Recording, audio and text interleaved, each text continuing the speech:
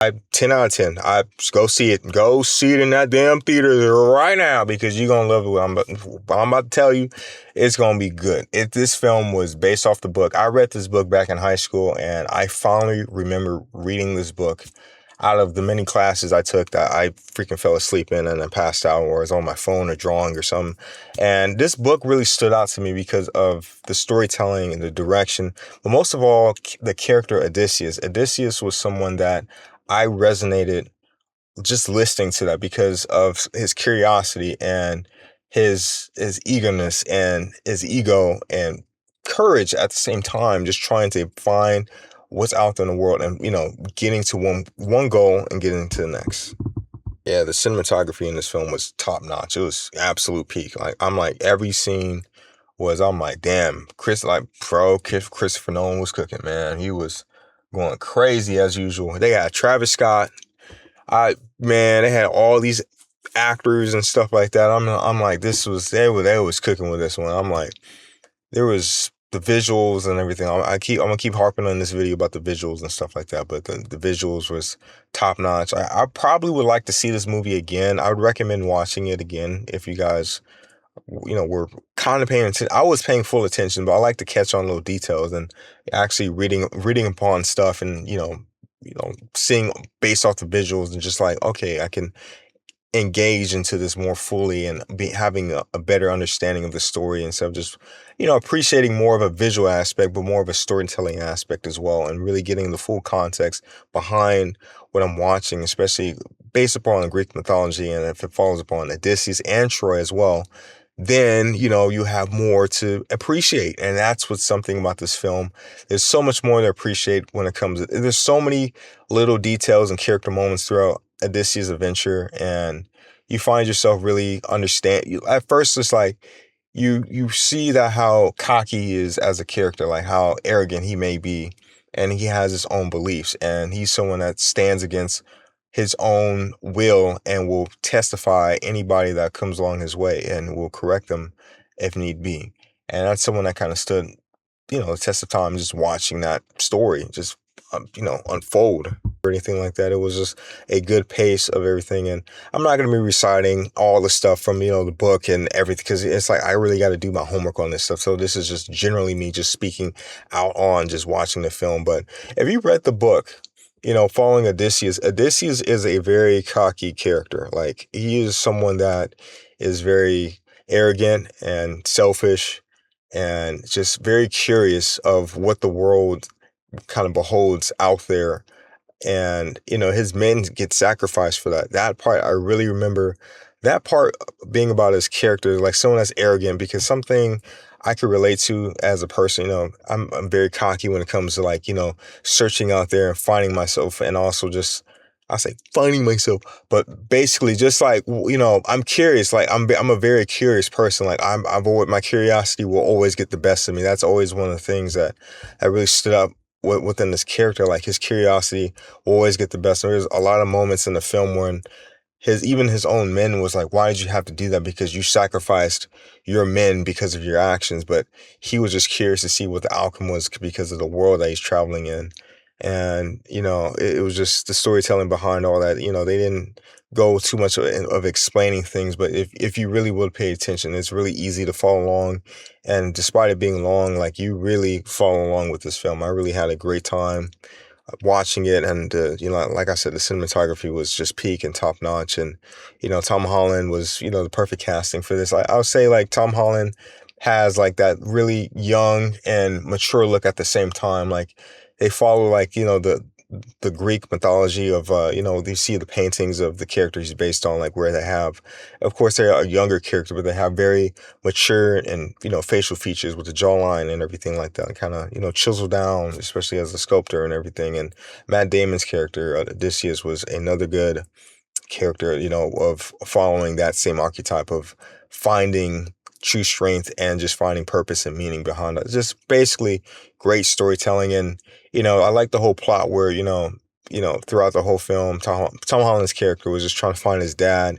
And, his dad was like Gon's dad from Hunter x Hunter. It reminded me, this whole world reminded me of a little bit of Hunter x Hunter, like just the dangers and all kinds of stuff that's lurking out there in the knowledge. And there's so much of a bigger world out there. And it's a beautiful world, but a very dangerous and with monsters and all kinds of stuff. And it's just, the ugliness of the world is just out there within the beauty of it. So at the same time, and of course, Odysseus was like gone, just like Gon's father was gone, basically, if you're following, out there in the journey, just trying to find true purpose and what, drives him as a man. And there were moments in that film where I was scared shitless, man. I'm like, dude, Odysseus was curious. His curiosity got the best of him, because I'm like, holy smokes, man. Because he went on the island, for example, of, the Cyclops. If you guys ever read the book and really saw the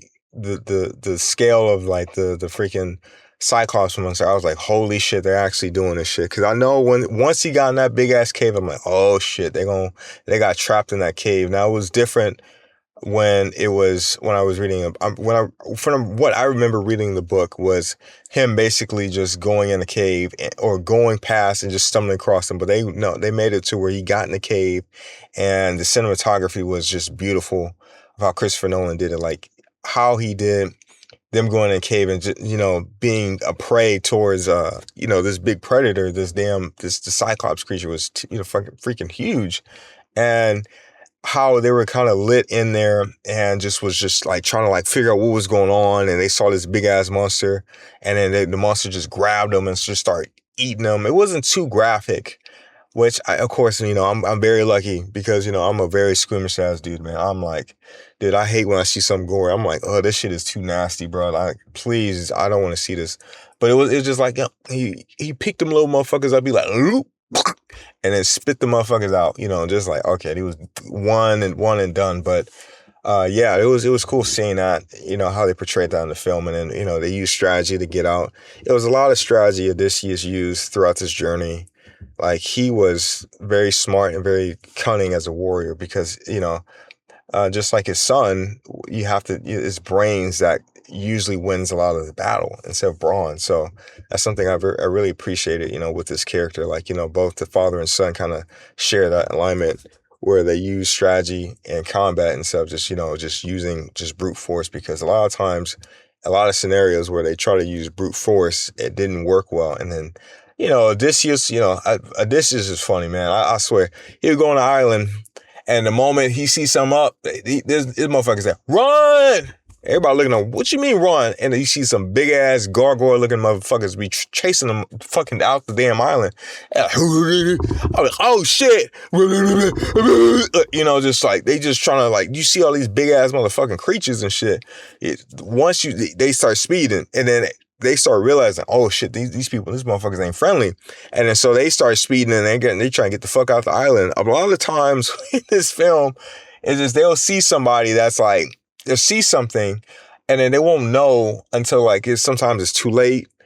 But it's like, I can't blame them, because they only slow ass boats, and they trying to just push them off and just do as much as they can with it. But it's just unfortunate. A lot of the men that that pass through, and I liked a lot of the story beats to it, and it really followed the book, because it's just like, I haven't read the book since high school, but the story just stuck out. The story just stuck out to me throughout this entire time. I remember every story beat. I remember everything that was involved in the film, and everything was just really, really dense. And like I was saying, like the cinematography Christopher Nolan was doing he was cooking with this one, because The Dark Knight Rises was one of the first films where I saw like his masterful work, and I really started appreciating it, because, I saw The Dark Knight, and then of course The Dark Knight Rises for me was my personal favorite out of the Batman trilogy.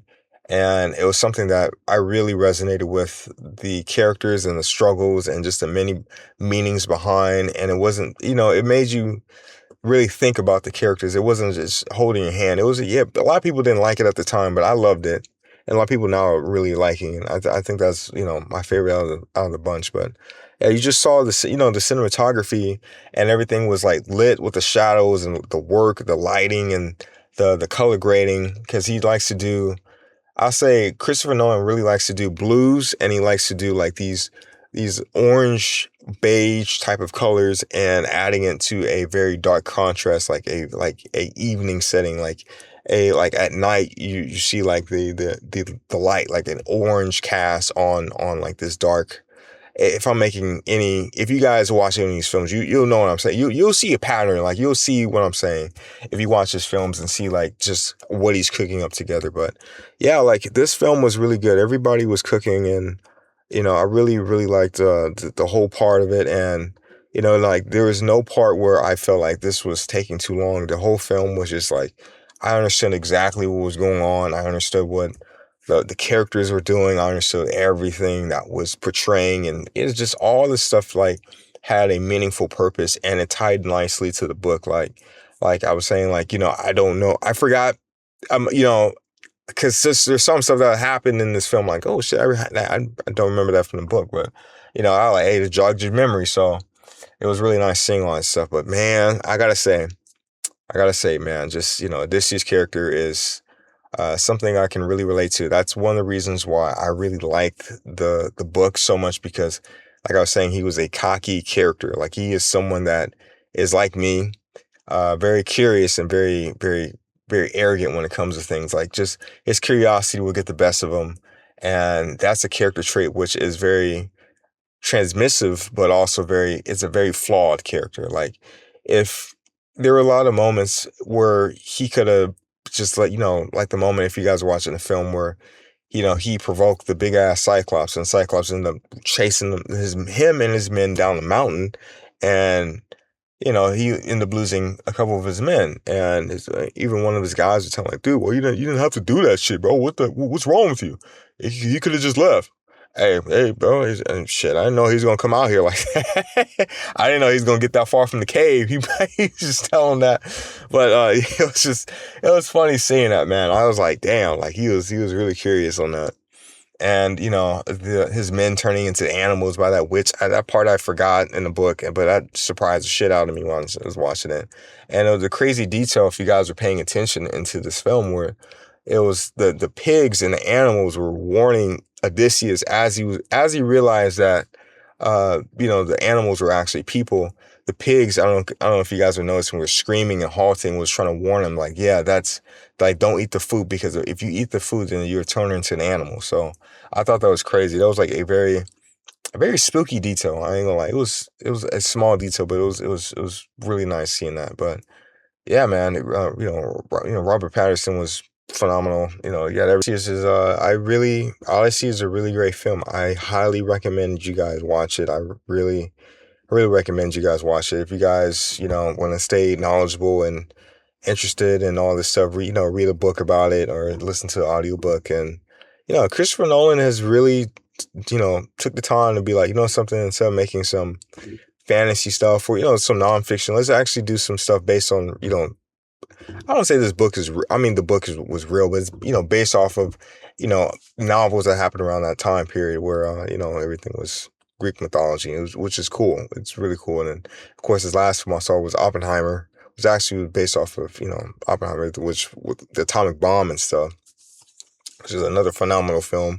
Highly recommend, 10 out of 10 film. It was bangers, man. It was the best thing. The soundtrack, the visuals, and everything was just peak. It was that film was something to behold. So yeah, I highly recommend watching this film, guys. This film is freaking top notch, and I know you guys will like it. I really know you guys will love it. But thank you guys for listening. Thank you guys for tuning in. You guys have a good one. Make sure you like and subscribe, and stay safe out there. Peace.